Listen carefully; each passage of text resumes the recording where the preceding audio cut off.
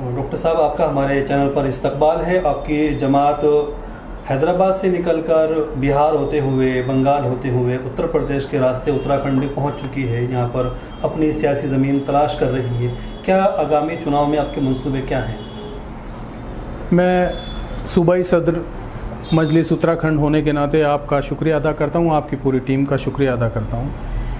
देखिए, जहाँ तक सवाल मजलिस का है तो मजलिस हैदराबाद ही में नहीं, महाराष्ट्र में भी है, मजलिस गुजरात में भी है, मजलिस कर्नाटका में भी पहुंच गई और मजलिस उत्तर प्रदेश में भी हमारे चेयरमैन, कॉरपोरेटर्स और पार्षद और ज़िला पंचायत सदस्य मौजूद हैं अल्हम्दुलिल्लाह।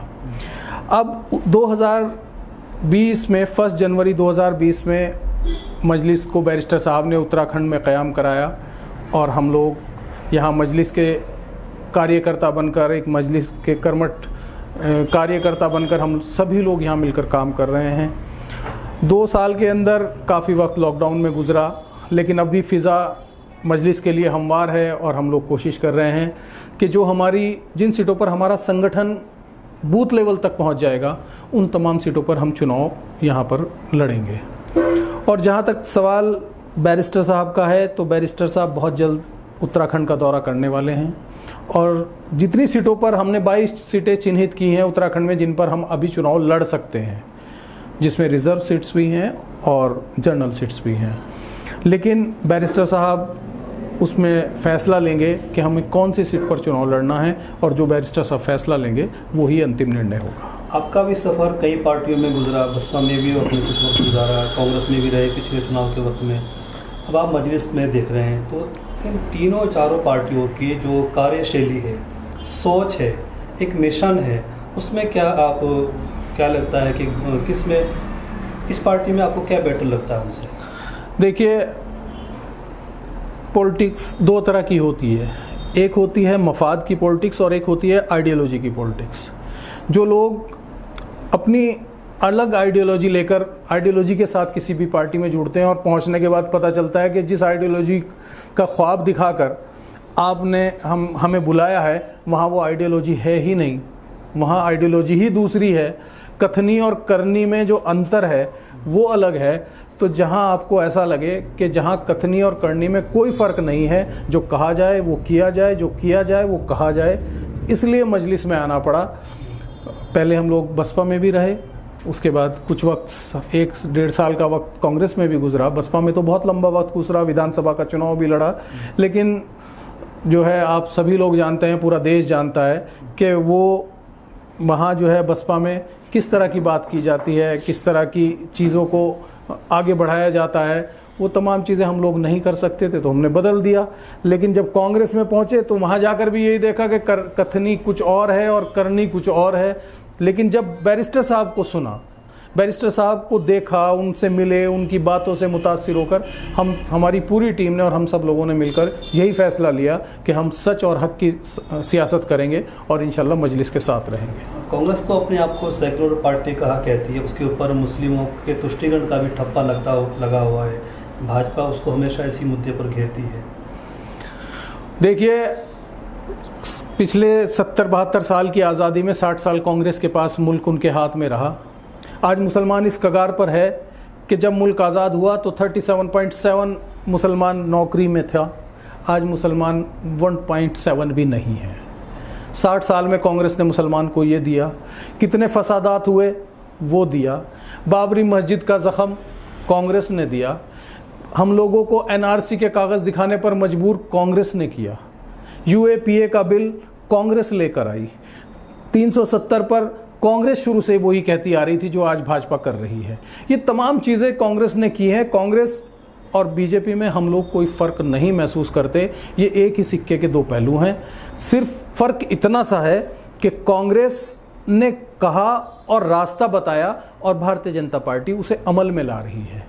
दूसरा सवाल आपने किया कि कांग्रेस पर तुष्टिकरण का आरोप है कि मुसलमानों की पार्टी है। वो हरगिज़ मुसलमानों की पार्टी नहीं है। मुसलमानों को तो नुकसान ही नुकसान कांग्रेस ने पहुंचाया है।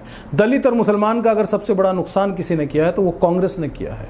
लेकिन आज हमारे लोग पढ़े लिखे हो गए हैं अल्हम्दुलिल्लाह। नौजवान तबका समझ रहा है कि कांग्रेस ने हमारे साथ कितना बड़ा फरेब और छल किया है कि हमें कहाँ धकेल दिया कि आज हम उस मकाम पर आकर खड़े हो गए। जब ये मुल्क आज़ाद हुआ था तो ये कहा गया था कि आज़ादी की लड़ाई लड़ने वाले उलमा हजरात हैं, और आज उस मकाम पर आ गए कि आज हमारा नाम नहीं पूछा जाता, बल्कि हमारे लिबास को देखकर, हमारी शक्लों को देखकर हमें लिंच किया जाता है। एक बात जो मोदी जी कहते हैं कि भाई देश में जो समस्याएं हैं उन तमाम समस्याओं के लिए नेहरू गांधी परिवार और कांग्रेस ही जिम्मेदार है, वही तमाम बातें मजलिस भी कह रही है। इसको किस तरह से देखा जाना चाहिए? देखिए, मोदी जी को मोदी जी बनाने वाली कांग्रेस है, आरएसएस को दूध पिलाने वाली कांग्रेस है, और उसका सबसे बड़ा सबूत यह है कि आज इस मुल्क के अंदर जितने लोग कांग्रेस के एमएलएज, जितने लोग कांग्रेस के एमएलए पार्टी छोड़कर, कांग्रेस छोड़कर जाते हैं, वो किसी और पार्टी में नहीं जाते, भारतीय जनता पार्टी में जाते हैं। और जब आरएसएस और बीजेपी के लोग अपना दल और अपना संघ, अपना परिवार छोड़ते हैं, तो वो कांग्रेस में आते हैं, किसी और पार्टी में नहीं जाते। तो हम इसे क्या कहें? हम तो यही कहेंगे, बीजेपी और कांग्रेस की ये नूरा कुश्ती है।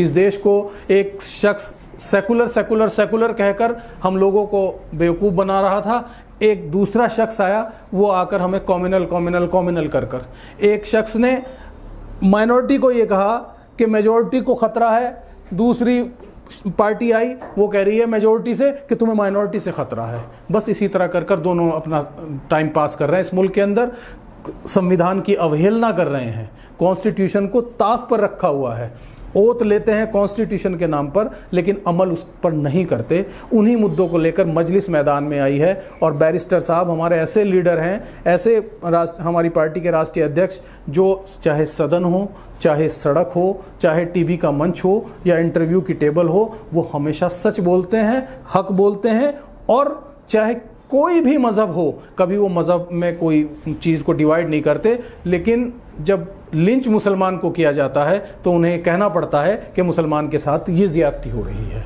अदरवाइज़ वो कभी मज़हब की बात नहीं करते। आपकी पार्टी पर एक इल्ज़ाम ये भी लगता है कि आप जहाँ भी जाते हैं चुनाव में, वहाँ पर भाजपा को सपोर्ट करते हैं।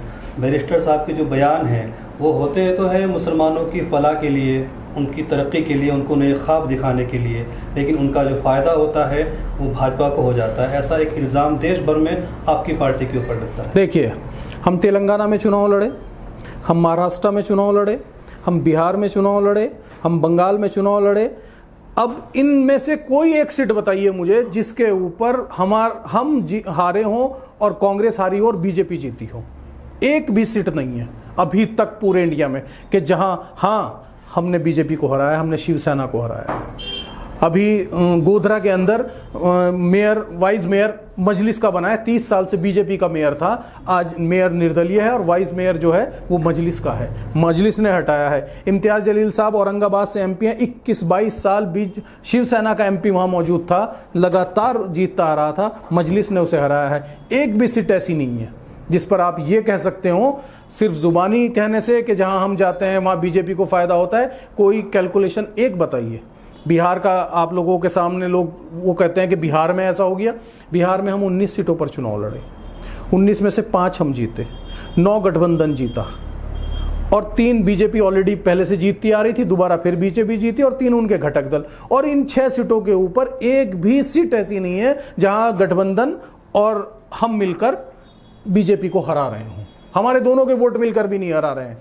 और मेरा सवाल आपके माध्यम से यह है कि जब किसी को ऐसा लगता है कि हमें बीजेपी को रोकना है और ये हमें नुकसान पहुंचा रहे हैं, क्यों हमारे साथ दोस्ती का हाथ नहीं बढ़ाते? हमारे कायद ने, हमारे लीडर ने खुला वो दिया है ऑफर कि ठीक है, अगर आप लोग बीजेपी को रोकना चाहते हैं तो आइए हमारे साथ मिलिए और हम साथ मिलकर बीजेपी को रोकेंगे, लेकिन नहीं करना चाहते। ऐसा लगता है पार्टीज़ को कि जो आपका एजेंडा है मुस्लिम का, उसके साथ जो पार्टियां आएंगी उनका जो अपना हिंदू वोट बैंक है वो बिखर जाएगा। ये खतरा तो नहीं लगता है उन पार्टी? नहीं, हम हिंदू और मुसलमान की तो बात ही नहीं करते। हम तो उन लोगों की बात करते हैं जो मजलूम हैं, जो कमज़ोर हैं, जो मजदूर हैं, जिनके साथ जुल्म हो रहा है, जिनके साथ ज़्यादती की जा रही है, हम लोग उनकी बात करते हैं। अब अनफॉर्चुनेटली अगर वो मुसलमान हैं तो इसमें हमारा क्या कसूर है? जब दलित और मुसलमान के साथ लिंच किया जा रहा है, मॉब जो है घेर कर उन्हें मार रही है, या तो दलितों को मार रही है, मुसलमानों को मार रही है, बताइए पूरे हिंदुस्तान में किसी और को मारा क्या? उत्तराखंड में आपकी क्या तैयारी है, कितनी सीटों पर आप अभी तक अपना संगठन खड़ा कर पाए? उत्तराखंड में हरिद्वार जिले में अल्हम्दुलिल्लाह हमारा संगठन खड़ा हो गया है। देहरादून की 3 सीटों पर हमारा संगठन खड़ा हो गया है और रुद्रपुर में हमने 6-7 सीटों पर हमारा संगठन खड़ा हो गया। नैनीताल में 2 सीटों पर, नैनीताल और हल्द्वानी पे हमारा संगठन खड़ा हो गया है और इंशाल्लाह जहाँ जहाँ हमारा संगठन बूथ लेवल तक पहुँचेगा इंशाल्लाह वहाँ हम चुनाव लड़ेंगे और बैरिस्टर साहब जहाँ जिन सीटों पर कहेंगे उन सीटों पर हम चुनाव लड़ेंगे। क्या यहाँ किसी पार्टी, क्षेत्रीय पार्टी जैसे यूकेडी, आम आदमी पार्टी, बसपा या किसी और पार्टी से गठबंधन की बात हो सकती है?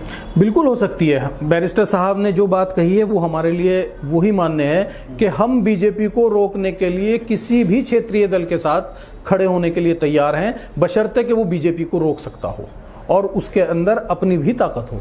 उत्तराखंड में कांग्रेस अगर आपको ऑफर करती है गठबंधन के लिए तो क्या आप पहल करेंगे? नहीं, कांग्रेस के साथ तो हम पहल नहीं कर सकते। जो डिसीजन होगा उसमें जो है हमारे राष्ट्रीय अध्यक्ष जी का होगा।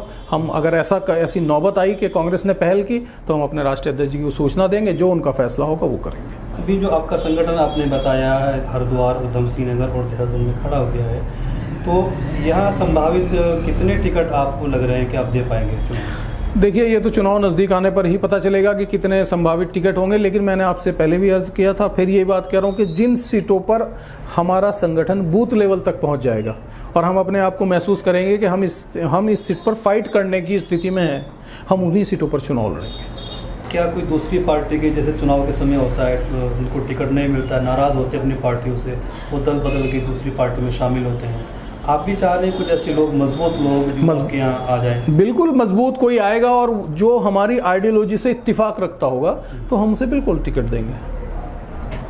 ठीक है, हमसे बात करने के लिए नैयर साहब आपका बहुत बहुत शुक्रिया। आपका भी बहुत बहुत शुक्रिया, धन्यवाद।